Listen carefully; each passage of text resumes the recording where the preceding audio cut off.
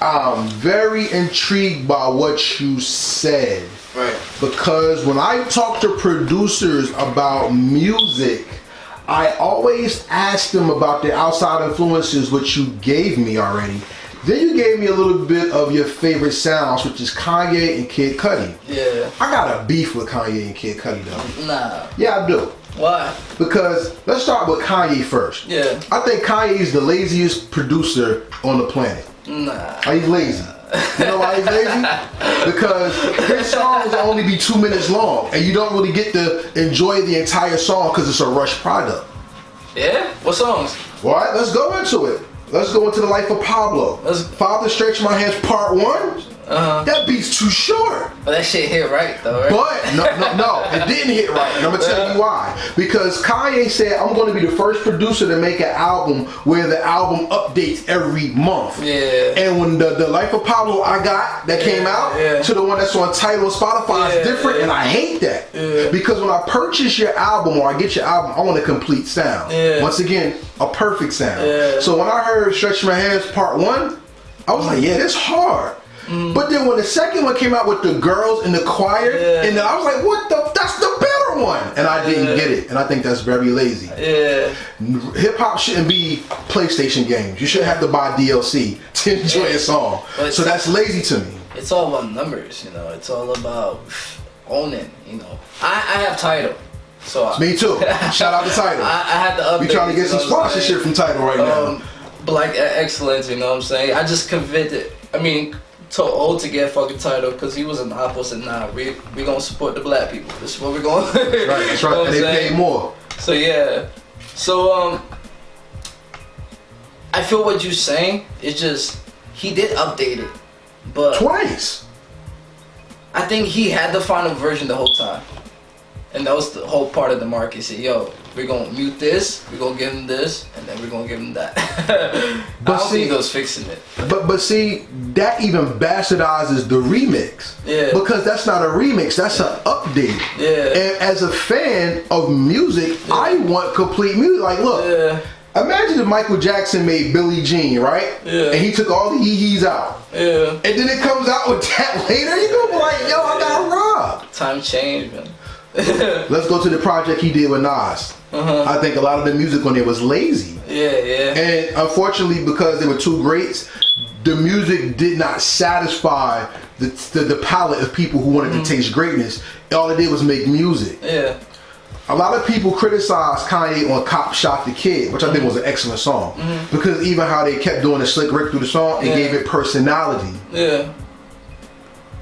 But when I listen to songs like the intro, it's tough, but even the girl in the hook saying, I think they scared of us. That wasn't musical. That was a feeling. That was a feeling. And that's hot to you. So why would you, okay, no, not why. How do you take inspiration from that to go better and beyond that? From that intro song?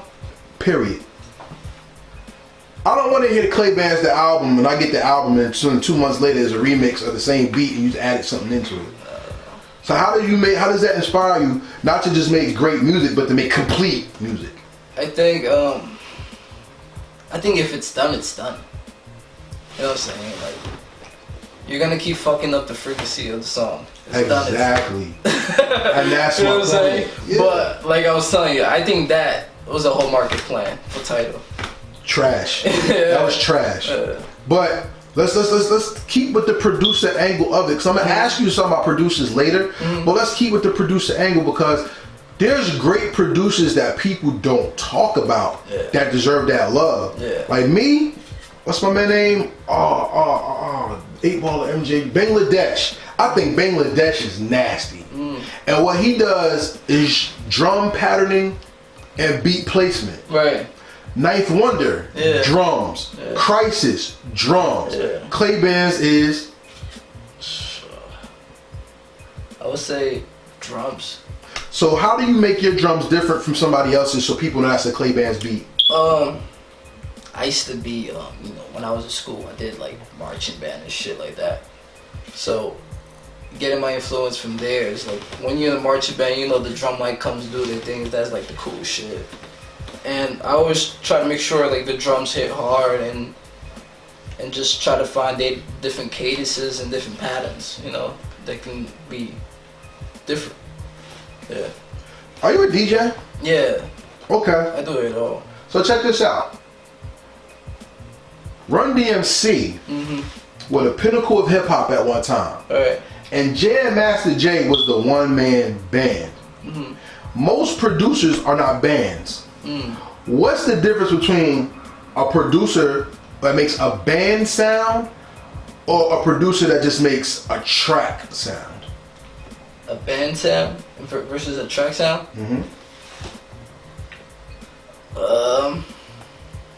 I think the bounce is different. Talk to me. You know, when you're doing a band track, it's like marching band type. It's like down in Houston, like their music, if you listen to it, it has them hard ass 808s, but that snare is hitting different. It's more trappy. You know, it's very different down in Houston. So I think it's like there's still that difference from like your regular drums from like Atlanta, Georgia. You know what I'm saying? Like them drums are different too, because them snares hit different. Over there, the 808 is more quiet. It's different. You're right, because every state is not a coast. Yeah. They have a sound. Yeah. So old school Cali was more funk driven. Yeah. So theirs wasn't about bass. It was about instruments, cymbals, and horns. And synths, yeah. So in the South back in the day, it depends on what part of the South you're talking about. Because in Florida, it was booty bass music. It was just boom, boom. Yeah. It was crazy.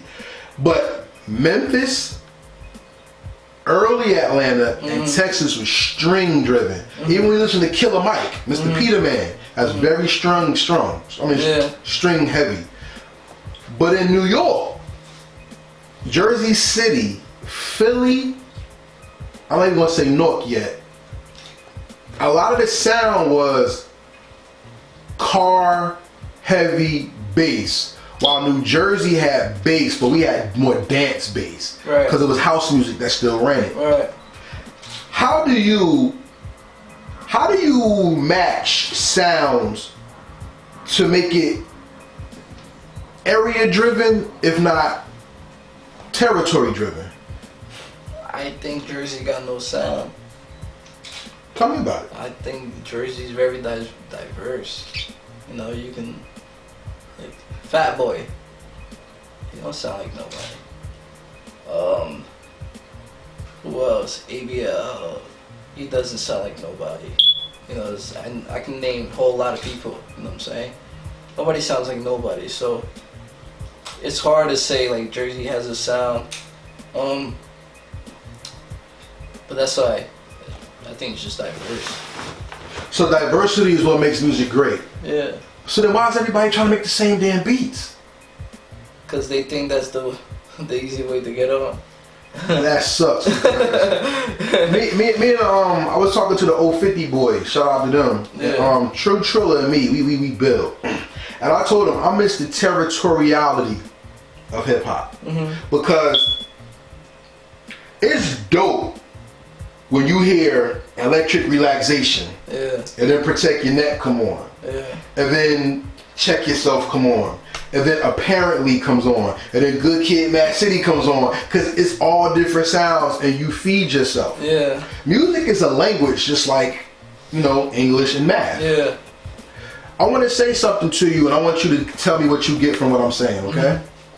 And this is true statements. In the inner city, children only hear about 1,000 words. Yeah. But in the suburban area, children will hear 5 times that. If you give yourself a certain amount of music to listen to, you don't really get to understand the language of music. So hearing more different, diverse music not only feeds your soul different sounds and emotions, it feeds you a better perspective of the world. Take it from there.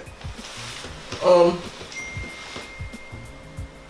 me see. Let me try to answer the question correctly, because that was a long question. But it's not correct. I'm just saying, like, I believe in hearing a lot of music. You form your language and your love of music differently than people who hear only one type of music. Yeah. What do you say to that? I think, generally speaking, like, I think everybody, if you could listen to more than one, don't listen to only one type of music. Like, expand your brain. You know, that's the easiest way to expand your brain. If you don't like reading books, if you don't like talking to people, you know what I'm saying? Try to listen to other music, because that's gonna make you want to learn what they're saying. You know what I'm saying? And then you just dabbing into different worlds, because next thing you know, you're gonna be, you know, learning about the country. Next thing you want to go visit the country. You know what I'm saying? Yeah. Yeah, because I mean, like me, I listen to a whole bunch of music. I mean, I like it. Yeah. But sometimes I listen to see what's there. Mm-hmm. Like, I grew up in the MTV era. Yeah. So before they played Michael Jackson, it was just all Caucasian music. Yeah. So I knew about Cyndi Lauper, Aha. Yeah. I knew about Take On Me and all that. You know what I'm saying? And then it was refreshing to see Billie Jean and Thriller and things. And then I got to see Run DMC and Young TV Raps. And you know, you're lucky. Yeah. But in getting to hear that music, then I went to school. I went to school in Newark. Shout out to the Brick City, of course. Yeah. And we had to learn a music class. So I got exposed to Scott Joplin, Ragtime, and Mozart and Bach and things like that. So I was like, okay, this is a different type of music. And of course, you know, you live in the hood, you hear R&B all damn day long and gospel, right? There's creators who make music that say, I don't listen to my genre of music. Raekwon and Ghostface say, I listen to the 70s music. Yeah. I listen to that before I write rhymes. Yeah. You know, Marvin Gaye, the Marvin song, or Noir. Is there one thing that you put on to put you in the mood to create music? Yeah. What is that? I would say reggae. Okay. I said I probably listen to reggae. Like, I don't know too many reggae artists. You know, I usually just listen to the Marleys or what's this, Afro Blondie, or who else I would say? Yeah, I think that's only. Or now George Isaac, if I'm saying his name right. And yeah, it's like a couple. It's not more. Like, that's what I put on. Gregory. Yeah, Gregory. Yeah, he nice. Yeah, he nice. Yeah, that's what I listen to. Okay. So, to make good music, you have to be worldly. Yeah. The Bible says that a man should travel and come back to his country. Yeah. Because a man that's well traveled is very learned and he knows how to compose himself. Yeah. So you're telling me, as a musician or a person who does music, you should travel the realm of music to make your sound better? I mean, you don't have to, but I would tell you to. You know what I'm saying? Like, you don't have to. You know, it's up to you, but I will tell you to. You know, just try it. Just get out of your comfort zone.